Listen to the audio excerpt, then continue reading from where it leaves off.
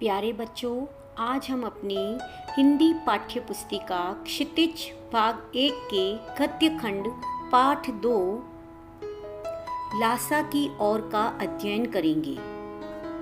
लासा की ओर एक यात्रा वृत्तांत है तथा इस पाठ के लेखक हैं राहुल सांकृत्यायन। राहुल सांकृत्यायन का जन्म सन 1893 में 1893 में उनके ननिहाल गांव पंधा, जिला आजमगढ़, उत्तर प्रदेश में हुआ था। इनका पैतृक गांव कनेला था तथा इनका मूल नाम केदार पांडेय था। इनकी शिक्षा काशी, आगरा और लाहौर में हुई। सन 1930 में उन्होंने श्रीलंका जाकर बौद्ध धर्म ग्रहण कर लिया। तब से इनका नाम राहुल सांकृत्यायन हो गया। राहुल सांकृत्यायन, जिन्हें महापंडित की उपाधि भी दी जाती है, हिंदी के एक प्रसिद्ध साहित्यकार थे। वे एक प्रतिष्ठित बहुभाषाविद थे और 20वीं सदी के पूर्वार्ध में उन्होंने यात्रा वृत्तांत, यात्रा साहित्य तथा विश्व दर्शन के क्षेत्र में साहित्यिक योगदान किए। वह हिंदी यात्रा साहित्य के पितामह कहे जाते हैं। बौद्ध धर्म पर उनका शोध हिंदी साहित्य में युगांतरकारी माना जाता है, जिसके लिए उन्होंने तिब्बत से लेकर श्रीलंका तक भ्रमण किया था। इसके अलावा उन्होंने मध्य एशिया तथा कोकेशस भ्रमण पर भी यात्रा वृत्तांत लिखे, जो साहित्यिक दृष्टि से बहुत महत्वपूर्ण हैं। जैसा कहा जाता है कि ये बहुभाषाविद थे, अर्थात राहुल जी पाली, प्राकृत, अपभ्रंश, तिब्बती, चीनी, जापानी, रूसी सहित अनेक भाषाओं के जानकार थे और इसीलिए इन्हें महापंडित भी कहा जाता है। मेरी जीवन यात्रा, दिग्दर्शन, दर्शन दिग्दर्शन, 22वीं सदी, बोलगा से गंगा, भागो नहीं दुनिया को बदलो, दिमागी गुलामी, घुमक्कड़ शास्त्र, ये इनकी प्रमुख कृतियाँ हैं। साहित्य के अलावा इन्होंने दर्शन, राजनीति, धर्म, इतिहास, विज्ञान आदि विभिन्न विषयों पर अपनी पुस्तकों की रचना की है। यात्रा वृत्तांत लेखक में राहुल जी का स्थान अन्यतम है। इन्होंने घुमक्कड़ी का शास्त्र रचा तथा उससे होने वाले लाभों का विस्तार से वर्णन भी किया तथा मंजिल के स्थान पर ही यात्रा को घुमक्कड़ का उद्देश्य बताया।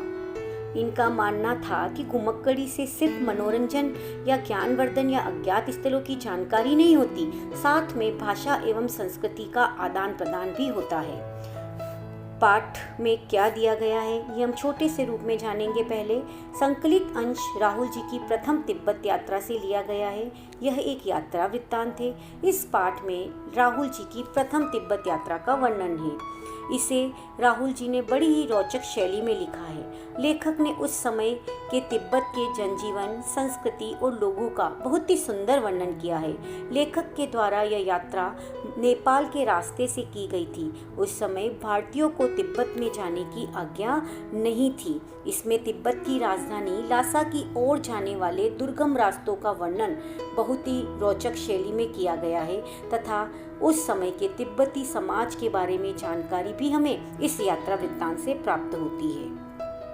लेखक ने तिब्बत की यात्रा करने का मन बनाया और भिखारी वेश में अपनी यात्रा को पूरा किया। यह यात्रा उन्होंने 1929-30 में की थी। यह यात्रा तिब्बत को नज़दीक से जानने का अवसर देती है। अपने लेखन के साथ न्याय करते हुए उन्होंने इस वृत्तांत में हर छोटे और बड़े सभी तथ्यों का समावेश किया है। तथ्यों का ये ताना बाना कहानी की या लेख की रोचकता को बनाए रखता है। पाठ प्रारंभ होता है। वह नेपाल से तिब्बत जाने का मुख्य रास्ता है। फरी कलिंपोंग का रास्ता जब नहीं खुला था तो नेपाल ही नहीं, हिंदुस्तान की भी चीज़ें इसी रास्ते तिब्बत जाया करती थी। यानी ये रास्ता नेपाल होकर तिब्बत जाया करता था। यह व्यापारिक ही नहीं, सैनिक रास्ता भी था। इसलिए जगह जगह फौजी चौकियां और किले बने हुए थे, जिनमें कभी कभी चीनी पलटन अर्थात चीनी सेना रहा करती थी। आजकल बहुत से फौजी मकान गिर चुके हैं। जब तक लेखक ने यहाँ की यात्रा की तब तक फौजी मकान गिर चुके थे और दुर्ग के किसी भाग में जहाँ किसानों ने अपना बसेरा बना लिया, वहाँ पर कुछ घर आबाद दिखाई पड़ते थे। ऐसा ही परित्यक्त अर्थात त्यागा हुआ एक चीनी किला था। वहाँ लेखक चाय पीने के लिए ठहरे और वहाँ की तिब्बत की कुछ बातों से लेखक बहुत प्रभावित हुए। जैसे तिब्बत में यात्रियों के लिए बहुत तकलीफें थी परंतु कुछ आराम की बातें भी थी। वहाँ जाति पाति छुआछूत का सवाल ही नहीं और न ही औरतें पर्दा करती थी। इस बात से लेखक अत्यंत प्रभावित हुए। उन्हें वहाँ के समाज की इस विशेषता ने अत्यंत प्रभावित किया। बहुत निम्न श्रेणी के भिखमंगों को लोग चोरी के डर से घर के भीतर नहीं आने देते थे, नहीं तो कोई भी घर के बिल्कुल भीतर जा सकता था, और भले वो कितना ही अपरिचित हो। और वहाँ की स्त्री अर्थात चाहे घर की बहू हो, चाहे माँ हो या सासू माँ हो, उन्हें वह अपनी चाय का सामान देकर कोई भी यात्री अपने लिए उनसे चाय बनवा सकता था। और अगर उन्हें ऐसा महसूस होता है कि हमारे दिया हुआ सामान पूरा प्रयोग में नहीं लिया जाएगा, घर वालों के द्वारा रख लिया जाएगा, तो स्वयं वह यात्री भी उस मकान की रसोई तक जाकर अपनी चाय स्वयं बना सकता था। वहाँ की चाय मक्खन, सोडा और नमक के द्वारा बनाई जाती थी। परित्यक्त चीनी किले से चाय पीकर फिर लेखक चलने लगे तो उनसे राहदारी अर्थात राह में चलने वाला टैक्स मांगने वाला व्यक्ति आया, तो उन्होंने अपनी दोनों चीटें उन्हें दे दी। थोंगला के आखिरी गांव में उसे मित्र सुमति के जान पहचान के लोग मिले। इस कारण लेखक को ठहरने की बहुत अच्छी जगह वहाँ पर मिल गई।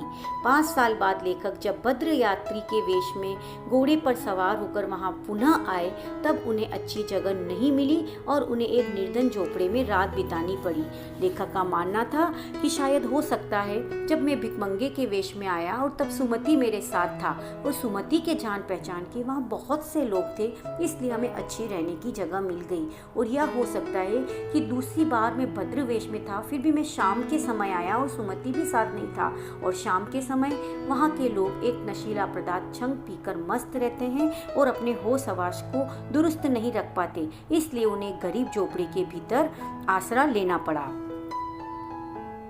आगे लेखक को सबसे विकट डांडा थोंगला पार करना था। डांडा तिब्बत की सबसे ऊंची जगह को कहा जाता है। 16-17 हजार फीट ऊंचाई पर स्थित ये डांडे सबसे खतरनाक जगह हैं। इनके पास कोई गांव नहीं होता है। नदियों के मोड़ और पहाड़ों के कोनों के कारण दूर तक आदमी नहीं दिखते हैं। यहाँ किसी की हत्या हो जाए तो पुलिस या खुफिया विभाग कोई चिंता नहीं करता। वहाँ कोई हत्या का गवाह भी तो नहीं मिलता। यह डाकुओं के लिए अत्यंत सुरक्षित जगह है। डाकू आदमी को पहले मारते हैं, फिर लूट के लिए माल खोजते हैं, क्योंकि अगर वह उनको नहीं मारे तो डाकू को भी अपनी जान जाने का खतरा रहता है, क्योंकि वहाँ पर हथियार का कानून न होने के कारण लोग पिस्तौल लाठी की तरह लेकर घूमते हैं। डाकू आदमी को पहले मारते हैं, फिर लूट के लिए माल खोजते हैं। डाकू यदि जान से न मारे तो उन्हें अपनी ही जान का खतरा रहता है। लेखक और उसके साथी भीखमंगों के वेश में थी। जान का खतरा तो उन्हें नहीं था, क्योंकि कोई जान का खतरा होते ही वे लोग भीख मांगने लगते थे। पहाड़ पर सामान के साथ चलना लेखक को बड़ा कठिन लगा था, इसलिए लेखक ने 2 घोड़े कर लिए और चलने लगे। दोपहर तक वे डांडे पर पहुंच गए, जो 17-18 हजार फीट ऊंचा था। यहाँ का वातावरण मनोरम था। दोनों ओर पहाड़ थे, इन में कुछ पर बर्फ थी तथा कुछ पर बर्फ नहीं थी और न ही हरियाली थी। सबसे ऊंचे स्थान पर देवता का स्थान था, जिसे कपड़े तथा झंडियों जानवरों के सींगों से सजाया गया था। लेखक को अब उत्तराई की ओर चलना था। उसके साथी उसके साथ साथ चल रहे थे। वे सब उनसे बिछुड़ गए। क्यों? क्योंकि उनका घोड़ा धीरे चल रहा था।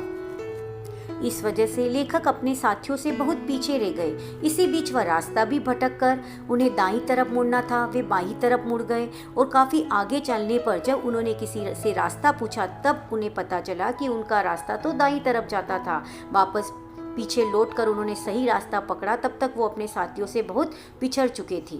4 बजे के करीब वे लंकोर पहुंचे, जहां पर उनके जानकार सुमति उनकी प्रतीक्षा करते मिले। वह बहुत गुस्से में था, पर सारी बात जानकर उसका क्रोध शांत हो गया। लंकोर में वे एक बहुत अच्छी जगह रुके। वहां उन्होंने गर्मा गर्म थुक्पा पिया, सत्तू खाया तथा चाय पी। तो गर्मा गर्म थुक्पा खाने के बाद वे लोग अब तिंगरी के विशाल मैदान में थे, जो पहाड़ों से घिरा टापू सा मालूम होता था, जिसमें दूर एक छोटी सी पहाड़ी मैदान के भीतर दिखाई पड़ती थी और उसी पहाड़ी का नाम था तिंगरी समाधि गिरी। इसके चारों ओर पहाड़ थे। तिंगरी समाधि गिरी थी। यहाँ भी सुमति के यजमान थे। वे यजमानों के यहाँ जाना चाहते थे, क्योंकि वे बोध गया से लाए कपड़े के गंडे बनाकर अपने यजमानों में बांटना चाहते थे। बोध गया से लाए गंडे खत्म होने पर वे किसी भी लाल कपड़े का गंडा बनाकर बांटना शुरू कर देते थे। लेखक ने उन्हें ऐसा करने से रोका और कहा कि तुम्हारे जो पैसे बनते हैं वो मैं तुम्हें दे दूंगा, क्योंकि लेखक को लगा कि सुमति अगर वहाँ चले गए तो उनका बहुत सा समय बर्बाद हो जाएगा। आगे लेखक को भरिया नहीं मिला। उन्होंने सोचा बाहर वाक मिलेगा, परंतु न मिलने के कारण उनको अपना सारा सामान स्वयं लेकर वहाँ से चलना पड़ा।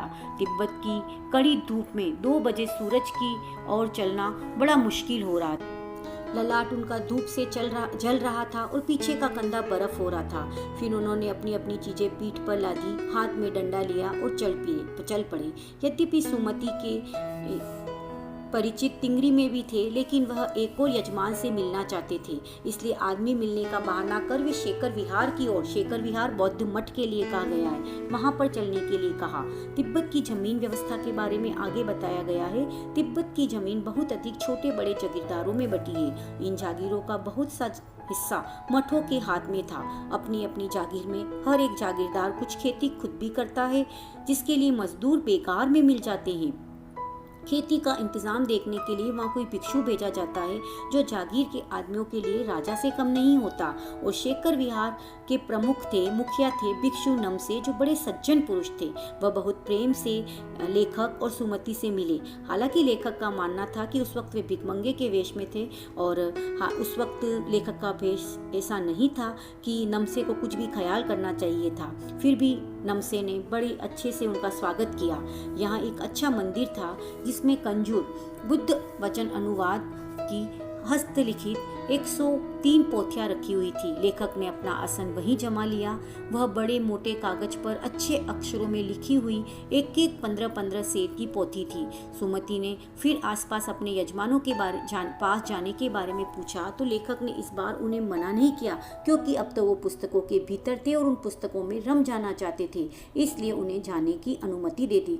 दूसरे दिन सुमति अपने यजमानों के पास गए। लेखक ने सोचा कि 2-3 दिन सुमति को लौटने में लगेंगे, तब तक ये मैं पुस्तकें पढ़ लूंगा। लेकिन सुमति तो उसी दिन दोपहर बाद चले आए। तिंगरी गांव वहां से बहुत दूर नहीं था। लेखक ने और सुमति ने अपना सामान अपनी पीठ पर उठाया और भिक्षु नमसे से विदाई लेकर आगे की ओर चल पड़े। इस प्रकार राहुल सांकृत्यायन ने अपनी तिब्बत यात्रा का बड़ा रोचक वर्णन किया।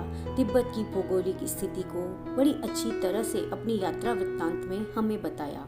यह समुद्र तट से 16-17 हजार फुट की ऊंचाई पर है। इसके मार्ग ऊंचे और निर्जन हैं। पहाड़ों के अंतिम सिरों, नदियों के मोड़ पर खतरनाक सूने बीहड़ हैं। यहाँ मीलों मील तक कोई बस्ती नहीं होती, दूर तक आदमी नजर नहीं आता। हिमालय की बर्फीली चोटियाँ, ऊंचे ऊंचे नंगे पहाड़ हमें दिखाई देता है। इस प्रकार वहाँ के सामाजिक जीवन और भौगोलिक जीवन का बड़ा सुंदर तरीके से वर्णन राहुल सांकृत्यायन ने अपने इस यात्रा वृत्तांत लासा की ओर के अंतर्गत किया है। धन्यवाद।